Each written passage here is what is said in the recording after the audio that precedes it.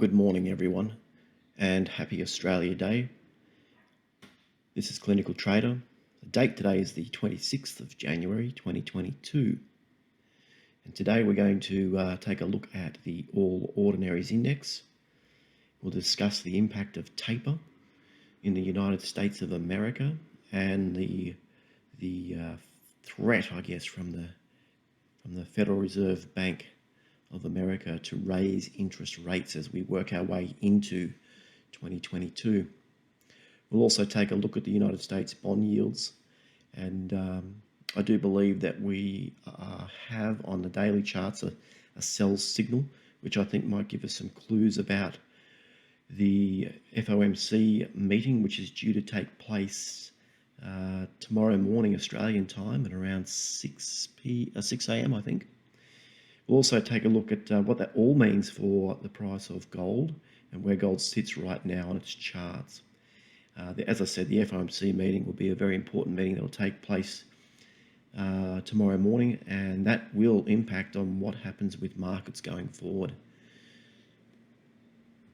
So here we have the Australian All Ordinaries Index, and given I'm based in Australia, we'll focus on this particular chart of stocks for the Australian market. Last traded yesterday, Tuesday, the 25th of January 2022, and you can see here we've had quite a recovery from the pandemic lows over here on the 23rd of March 2020. So really for a good 2 years now, we've had a really strong rally, took out these previous highs, went higher, all the way up to this point up here on the 9th of August 2021 was the high. We attempted again to break through and make a new high. We did make a new high, but that high failed. And since then, we've been in a downtrend. So that new high attempt was on the 4th of January. And things really have turned around. Since that time, we've seen markets sell off. For the last, 3 weeks now? 1, 2, 3 weeks. We are looking at the weekly chart. And we've broken through this previous high here, set way back in February of 2020. Now, what's interesting about that, I guess, from today's perspective, is that in the US overnight, we did see markets recover quite a bit.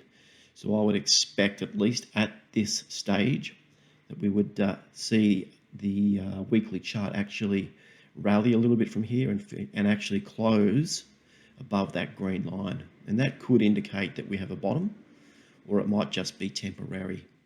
We won't know this until we at least see what happens with the Federal Open Market Committee meeting scheduled for tomorrow morning. We'll have to wait and see what the outcome of that is. Okay, now just on this, we'll take a look at this upward trend here. So I've connected the highs as we rallied for the last 2 years and noted some key points where we made connections with that trend line. And I would just show you technical analysis here. So I'm going to drag that and create a parallel price channel. I'll drag it down to the low down here. Okay, and then I'm just going to extend this line to the right. Okay, and you can see that if we extend that line, remembering that it's parallel to this, we do get a downside target potentially at this green line. Okay, now that doesn't necessarily mean that it'll be right there, but it could be here, could also be over there. But at some point you would think we're going to touch this green line. Now the reason why I did put it down here was because firstly, that's a round number, 7,000. Okay, you can see that there. Tends to be a place where we get market reversals. But we've also got quite a bit of congestion through this area in here. And so potentially that's somewhere where the All Ordinaries could find itself a place to turn around. But that's all guesswork at this point until we find out more information and get a better read on indicators and so forth. But either way, for the last 3 weeks, it's been a very difficult period for the Australian market. And not just the Australian market, but many other markets around the world. Okay, we'll take a look now at some of the United States bond yields. And you can see here that if we go even further back, okay, you can see bond yields really have been in a downtrend. That's October of 2018. Big downtrend, sell-off all the way down into here, into those March pandemic lows. This was real panic in the bond market. And then we finally got the turnaround, and we've been rallying. The yield has been rallying since on the 10-year Treasury note. So if we zoom back in, we made a high, unable to make new highs. And then once we sold off, we were able to then start to look at this area as a point of resistance. A second attempt failed. Third attempt failed. You could call this a fourth attempt. And finally, over here in January of this year, we got the breakthrough that bond yields were after, which of course is a direct, reaction to the inflation numbers coming out of the United States of America. And so it was decided because of that the Federal Reserve Bank of America's bond buying program, quantitative easing, would end. And actually, they started to talk about taper, and tapering begins. There was some question as to whether they would go through with it, but they did. And so we're seeing that the money flow is beginning to come back out of the markets. And of course, the result of that was that yields rose, also reflecting that inflation concern as well.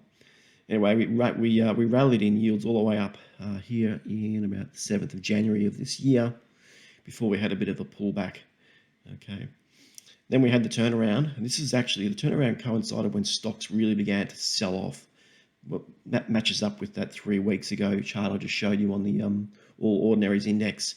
So yields really did spike, which obviously concerned and spooked markets even more, hence the rapid sell-off.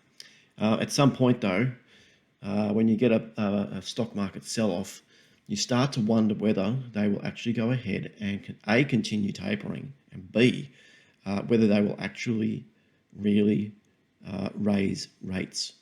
Now, I would suggest that if the stock market continues to sell off, the chances of 4 rate hikes this year is very, very low. And that's what the market is pricing in at the moment, is 4 rate hikes.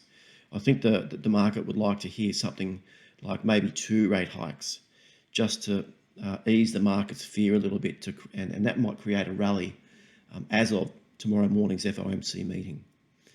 So yeah, we saw that sell off, and all of a sudden it was a case of, oh no, stock market's crashing, and that means that the Federal Reserve Bank of America will become more dovish rather than hawkish. And we'll see what happens with these rates. I think if it came down here, we'll definitely see it hold up. We've got the 200-day moving average. We might also see it stop at the 200-week moving average. I'll just point that out quickly because I'm going to show you the 30-year yield in a moment. But we've been able to get through the 200-week average on the 10-year, but we haven't got through it on the 30-year. So we'll take a look at that now. 30-year yield. And there's that 200-week moving average. I've just put this, superimposed it onto the chart. I'll show you the weekly. You get a really good idea about it. There it is right there. So it's this blue line. 200-week moving average. Wasn't able to get through it. Okay, right here. Not able to get through it. Rolled over. Okay. And, there's a really good chance at this point that we'll see it continue to roll over. I think with yields falling on the 10-year and the 30-year, that indicates that the Federal Reserve Bank of America will in fact be dovish. They will talk back the 4 rate hikes, and that might come down to 3. And even more bullish would be for it to come down to 2, to sort of ease the market, tell the market that, yes, we are going to raise rates, but it's going to be very slow. So go about your business and don't worry about it. That would be a great way to add confidence to the market and create the rally that it sort of is asking for through the sell-off. So anyway, we'll keep an eye on this. It did break down. Let's try and get back up through the, I think that's the 5-day moving average. But I do expect that will roll over. And of course, it all points to the stock market recovering. Okay, so we were looking at yields. Now we're looking at the United States 10-year bond. And I just wanted to show you this. We have found in the past that anytime we get down to around that 94 cent mark, 94,172, once we get down to this mark, we've had the low for the year, low for the year, low for the year, and they've got this little wick here. And I'll just put the question mark as to whether we've got bonds at lows for the year. So if the bonds rallied from this point, yields would also roll over and head lower, as we saw on those previous charts. And of course, where the bonds go, gold follows. And we'll just show you the gold chart, the latest for the gold chart here. And you can see on here that we've got I've put on here a descending trend line, where when gold gets to that point, it rolls over. Happens again here, and again here in November of last year, and we are there again right now. So the question is, will we roll over again, as we've done on what, 1, 2, 3, 4, 5 previous times in the recent past? Now on the downside, we also have a rising trend line. I'll zoom this out so we can see. So really, since October of 18, you can see gold has been in a pretty significant rally, and again it's touched 1, 2, 3, 4, 5 times on this rising trend line. Okay, the question is, which of these trend lines is going to win the day? Because one of them will. And if where the price is located right now, if that's any indication, we're really at a really important point here. So we're either going to break out, and that will be a very significant move if in fact it happens, or we're going to roll over. And even if we do roll over, the downside risk is really down to the 200-day moving average and this rising uptrend somewhere in this region here, before we are going to get support, and again, we'll be at a very significant point. So we'll see how that goes. That point to me looks to be about $1,790 an ounce. FOMC meeting tomorrow morning indicates that yes, that supports the idea that this is a very important point here. Now, the other thing I've been keeping track of is the futures swaps market. And on every single occasion on these sell-offs, we've had the net futures market position of the swaps dealers, the bullion banks, the big players, have been at around about 220,000 short contracts at this point, at this point, at this point, at this point, and even at this point here.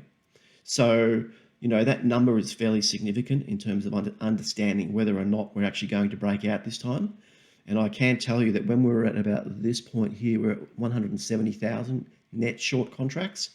And I suspect that at this point, we're probably about the same. I know we've rallied, and usually when you rally, the short positions increase, but I don't think we've rallied enough to warrant a 220,000 net short contract position for the swaps dealers. So what I'm saying is I believe that leads to more upside, possibly up to this purple triangle here, where by then we could be at 220,000 short contracts. So it might be that we get up there, up into this purple zone, before we see any sort of high in a breakout, should it occur.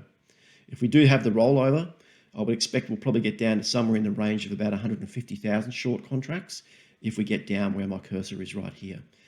Because that's been the case on these previous occasions. 148,000 on this occasion, and 148,000 was registered around about right where my cursor is here. So they actually got a little bit more short than 148,000 short contracts, but it did recover. And the price rallied fairly significantly off that low. Again, off the low, significant rally. I guess the difference is, instead of getting more short during this period in here, they actually stagnated. The numbers were the same. So again, I think we still sit at about 170,000 short contracts, which is around 40,000 off that. It's around 20,000 off that previous low. So I do believe there's more upside to gold in this market. So we'll wait and see what happens with the FOMC. One thing I will also say here is that I don't know if it's ominous or whether it's just people misplacing the price, but during the rally, the miners have actually, instead of rising, they've actually gone down. And if we do break out, those miners have got a lot of catch up to do. I'm talking 20-30% rally for sure, minimum. On the other hand, if we do roll over, I think we will see the miners sell off, but we'll have to wait and see. The odds are in favour. Certainly in the case of silver, it's even more bullish than this. So normally, maybe I'll just show you silver real quick. XAG, USD, silver. Okay. So here's the silver chart as well. And very rarely in the silver market, but more regularly than gold, do we see the future swaps dealers become long in the market. Okay. However, I can tell you that at this point, during this sell-off through here, they were, for the first time in a long time, net long. Okay, and we got that rally.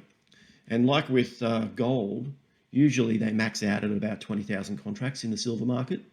So up here, they were 20,000 net short position. Same up here, these highs. Okay, and here they were net short 20,000 contracts as well.